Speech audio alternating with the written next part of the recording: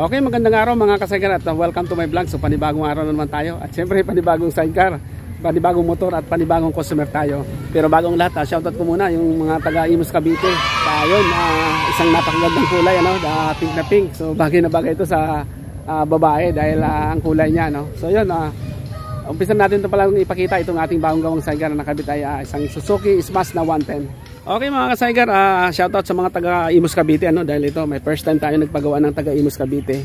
So yun, unti-unti sa bawat bayan may nagpapagawa na sa atin. Nag-umpisa doon sa taga Dasma, GMA at eto na nga, may susunod pa pala na taga General Trias. So sana matuloy din yun. O nga pala, may ano tayo, no, kasi may mga nagko-comment dito tungkol dito sa sidewheel na to, no. So namroblema sila kung paano daw tatanggalin to. So napakasimple lang tanggalin to, no. So tatanggalin mo na itong axle.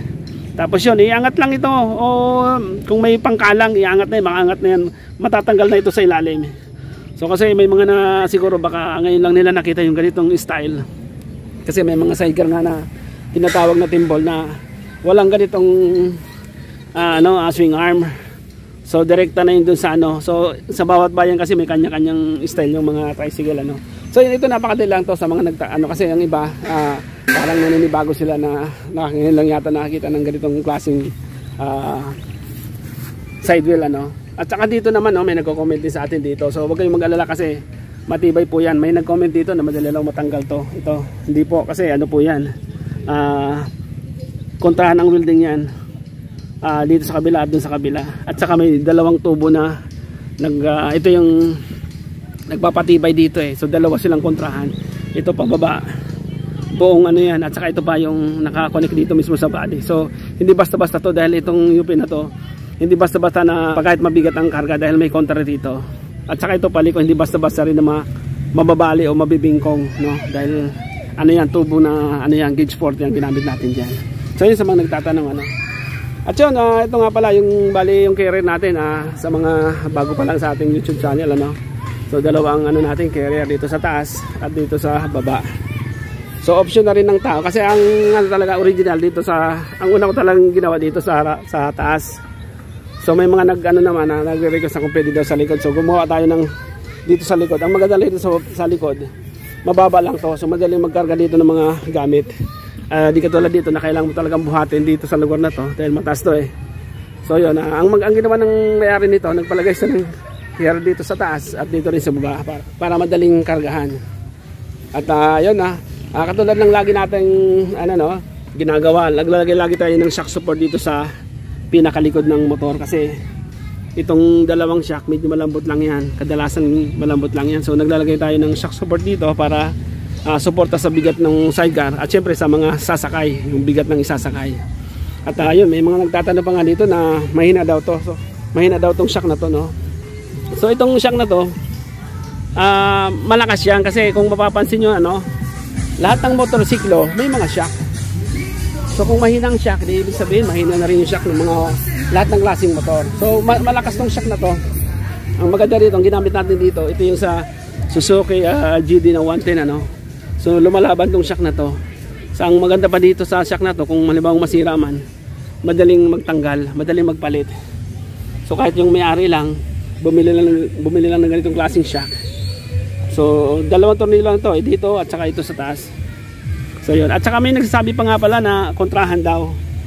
Ito kasi pag ganon, ito naman medyo pa kontra, no. Wala namang problema yun, no. Pero yung nag-comment, okay, may dahilan din naman yun, no. May punto rin siya doon. Pero ito sa experience ko, no, sa 16 years may mga kinabitan na tayo nito, wala namang naputol o nasira tong na to shock. Hanggang ngayon buhay pa, kaya hindi rin basta-basta natira tong shock na to kasi sa mga motor din to Kaya yung iba sa mga nagko-comment, okay naman kasi opinion nila yun, wala tayong magagawa. Pero ganun pa man, ako nakakalam. At yung mga nagpagawa sa atin na nakakalam na talagang may itibay itong ating ginagawa. Dahil hanggang ngayon, mula noong 2007 tayo gumawa, hanggang ngayon buhay pa yung mga sidecar. At okay pa yung mga shock na ginagamit natin doon sa side wheel na yun. Kaya yun, sa mga mga nagko-comment, so okay lang.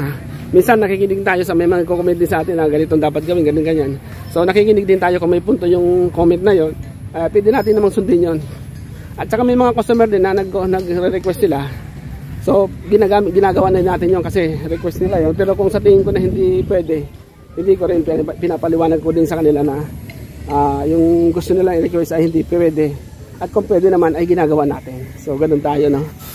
At kung bago pa lang kayo dito sa aking YouTube channel, paki-like at saka subscribe naman. At pwede nyo pala itong share sa mga kaibigan o mga kakilala na mga naghahanap ng ganitong klaseng sidecar na magaan lang, no? Kasi itong, kung mapapansin nyo, ayan, no? Suzuki is mas na 110, ano? So kayang-kayang dalhin ito, itong sidecar ito dahil magaan nga lang ito. Nasa 35 to 40 kilos lang ito. So ito yata nasa 45 kilos ito dahil maraming dinagdag. Dahil dito sa salamin, sa dalawang carrier doon sa taas at saka sa baba at saka itong pinto. Kaya medyo dadagdagan siguro nasa 45 kilos ito yung kabuuan ng timbang ng sidecar nito. Kaya kayang-kaya pa rin ng isang Suzuki na 110, ano? Dahil magaan lang talaga to. So yun, subok na natin to dito sa Mabuhay kasi ito yung kadalasan talagang gamit, ano, dahil mula sa ano to nauna nauso to sa bike itong sidecar na to. Pero dahil nga sa dumami ang motor, kaya yun marami nang nagpagawa, nagpakabit na sa motor na lang dahil bukod sa ano nga to, magaan lang to. Hanggang dito na lang tayo mga sidecar at balik na tayo shop dahil kukunin na to ng taga Imus Cavite. Paano yata kunin to ng gabi o madaling araw yata para hindi daw traffic so yun, customer pa rin na pala nasusunod dito kung kailan nila gustong kunin itong sidecar na to, no? So wag lang hating gabi dahil yun baka hindi na rin tayo matulog. So yun mga ka-sidecar, hanggang dito lang tayo at maraming salamat. Okay mga ka-sidecar, balik na tayo sa shop, no? So yun, katulad na dati, subukan natin tong i-drive ng isang kamay lang, ano? So yun, at talagang obligado tayong isang kamay lang dahil yung isang kamay natin ay may hawak ng camera. So yun, dahil na tayo. So maganda pa itong Suzuki Smash na to, no, 110, ano? Ang ganda pa ng takbo. So pag punta natin dito kanina, napakaganda pang swabe sa'yo pang i-drive. Op, boy, padaan muna. Okay. So kung mapapansin, sa mga ka-sidecar, ako sanay na ako mag-drive sa mga ganitong klaseng sidecar, ano. So kahit isang kamay lang, ayan, ay okay, kayang-kaya pa. So maganda lang sa ganitong kung magandang alignment, kayang-kaya talaga ng isang kamay dahil nga sa magandang alignment. Pero pag hindi kasi magandang alignment, minsan nahihirapan ka, kailangan dalawang kamay talaga, no? So yan, testing natin, ano? So okay lang mga ka-sidecar, ayan, kasalubong tayo, dito tayo, tabi muna tayo, malaki-laki na kasalubong natin. Okay.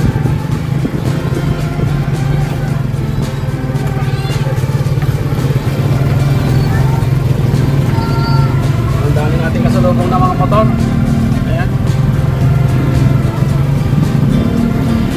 So sa mga baguhan pala na mag-drive ng ganitong klaseng sidecar, no? Pag sanay ka sa single, maninibago po kayo kasi sa single kasi talagang siyempre dahil single, walang sidecar, maganda, talaga yon, hindi magalaw yung manibela, no?